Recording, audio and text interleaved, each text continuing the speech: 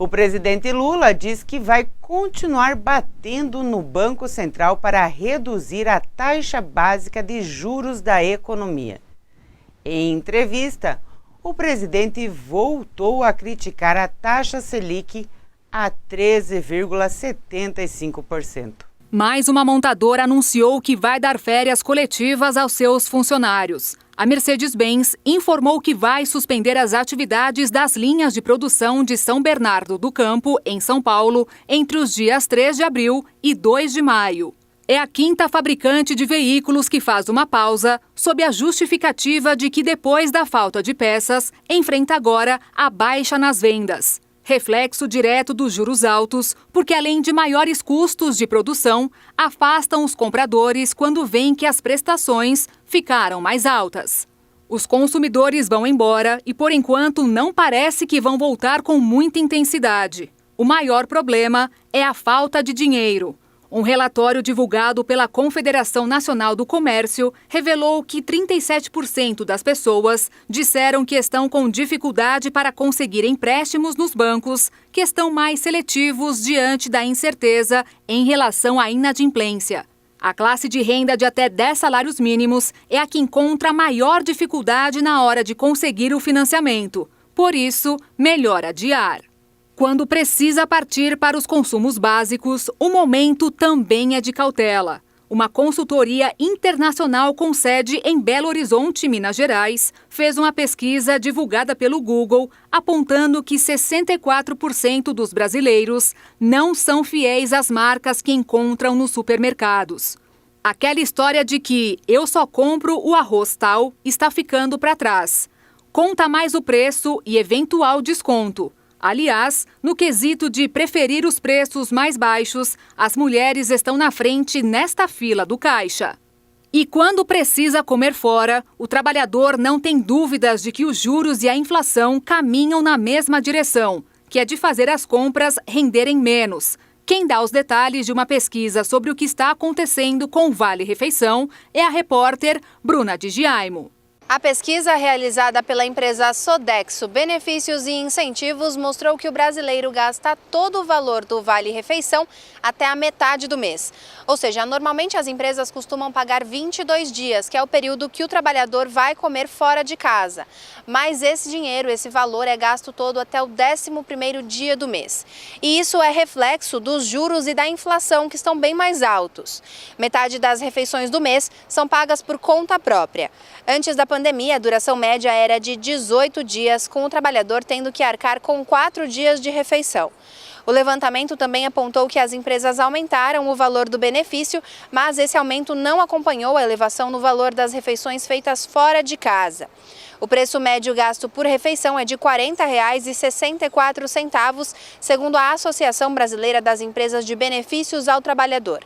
O trabalhador que come fora de casa e não leva comida precisa desembolsar cerca de R$ 30,59 se escolher comer um prato comercial. Caso escolha o serviço por quilo, o valor sobe para R$ 35,91. O prato executivo está na média de R$ 50,23 e o prato à la carte pode chegar a R$ 64,83. O aumento desses valores tem forçado os trabalhadores a substituir por coisas mais baratas, como lanches e salgados. Além disso, cafés e lanches da manhã e da tarde também fazem parte da rotina de quem trabalha fora de casa, o que aumenta ainda mais o gasto diário com refeições. O aumento desses valores tem forçado os trabalhadores a substituir por coisas mais baratas, como lanches e salgados. Além disso, os cafés, os lanches da manhã e os lanches da tarde também fazem parte da rotina de quem trabalha fora de casa, o que aumenta ainda mais o gasto diário com refeições. Um levantamento realizado pela empresa Tickets em 2022 mostrou que o gasto médio do brasileiro aumentou 48%. O Comitê de Política Monetária do Banco Central anuncia a taxa básica de juros. A decisão é uma das mais aguardadas dos últimos tempos, por causa da pressão que o presidente Lula vem impondo sobre o Banco Central pela redução dos juros. Com a quebra de bancos nos Estados Unidos, além da forte crise com o Credit Suisse, que foi comprado pelo grupo suíço UBS. Em meio a turbulências no sistema bancário global, a aposta é que o Banco Central mantenha a Selic em 13,75% ao ano nesta quarta. Além da crise bancária, o encontro do Copom ocorre novamente diante da pressão por parte do governo federal para que a taxa Selic, responsável por conter a inflação, comece a baixar. No mercado financeiro, a avaliação é de que os juros altos estão gerando problemas de liquidez nas instituições financeiras. O risco de que a crise se espalhe pelo mundo gerou uma discussão sobre os recentes aumentos nas taxas de juros. Esse é o maior patamar desde novembro de 2016, ou seja, em pouco mais de 6 anos. Se confirmada, essa será a quinta manutenção da taxa Selic neste nível. A decisão deve ser anunciada no início da noite de hoje.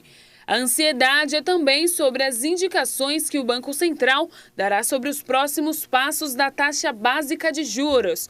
Ou seja, se haverá uma sinalização do comitê que vai poder cortar a taxa Selic. Você sabe quais notas podem ser guardadas para serem deduzidas do valor do imposto de renda? Vamos conferir na reportagem sobre a declaração do Imposto de Renda 2023. Na primeira reportagem da série, conhecemos a Rosana, funcionária pública que entrega a declaração do imposto de renda no primeiro dia do prazo para receber a restituição logo. Hoje é a vez da irmã dela, Lucy, que faz o contrário. Sempre deixa para a última hora há anos. Uma vez eu estava viajando, a gente estava com a viagem marcada para a Europa e no dia do voo, coincidentemente, era o último dia de entrega do imposto de renda. Então, a gente ficou naquela coisa, pede o táxi e na expectativa da mensagem transação efetivada com sucesso. E entre descer e aguardando a mensagem. Então foi bem tenso esse dia, mas deu tudo certo, graças a Deus. Rose e o marido entregam as declarações em separado. Cada um faz a sua, porque vale mais a pena para eles. O marido vai fazendo aos poucos, mas não tem jeito, é do casal. Ele deixa a transmissão para o fim do prazo. Comecei a mandar, não teve problema, né? A conexão foi rápida. Mas durante que eu estava terminando, eu comecei a sentir umas dores, acabei de transmitir e fui para o hospital com a crise de apendicite. E tive que fazer uma cirurgia de emergência. No último dia, né? Talvez até tenha sido por causa de ter demorado, não sei. Apesar das enrascadas, eles não pretendem mudar porque dizem que sempre deu certo. Ao contrário do que recomendam os contadores, as notas para reduzir o valor de imposto também não são guardadas aos poucos. Lucy corre atrás na pressão do último dia, mas eles têm um plano B caso percam o prazo. E na pressa você manda de qualquer jeito, depois você pode mandar uma consertando aquela que você mandou, né? E aí você não perde o prazo.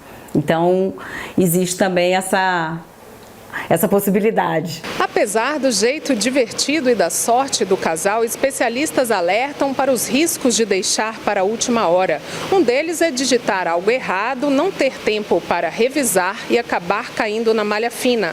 Ou mesmo na pressa, não tirar dúvidas e declarar despesas que não abatem o valor e deixar de declarar aquelas que realmente são necessárias e que fariam a diferença.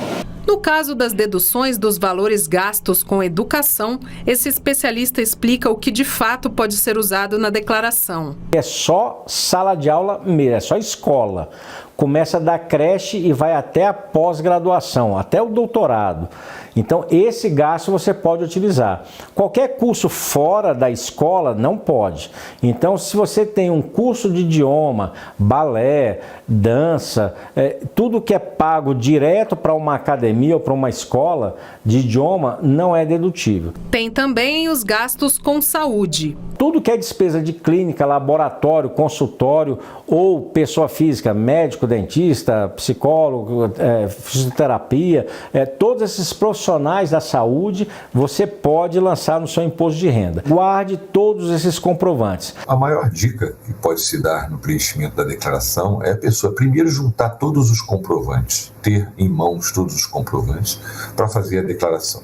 Se ela for utilizar a pré-preenchida, vai bastar conferir os comprovantes com o que a pré-preenchida trouxe, fica mais fácil. Se ela não for utilizar a pré-preenchida, ela vai ter que digitar as informações todas. E aí é que mora o perigo, né? No momento da digitação é que a gente tem visto que a pessoa erra a atenção no preenchimento.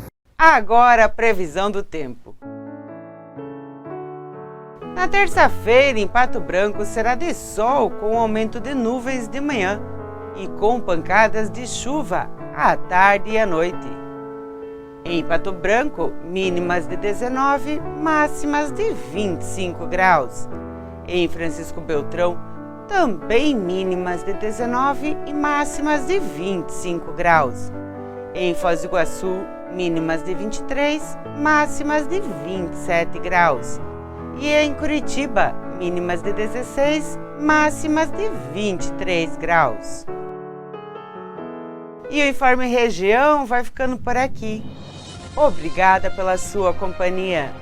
Voltamos às 17h30 na TV Nova Conexão. Fique agora com o programa A Hora da Graça. Tenha um bom almoço.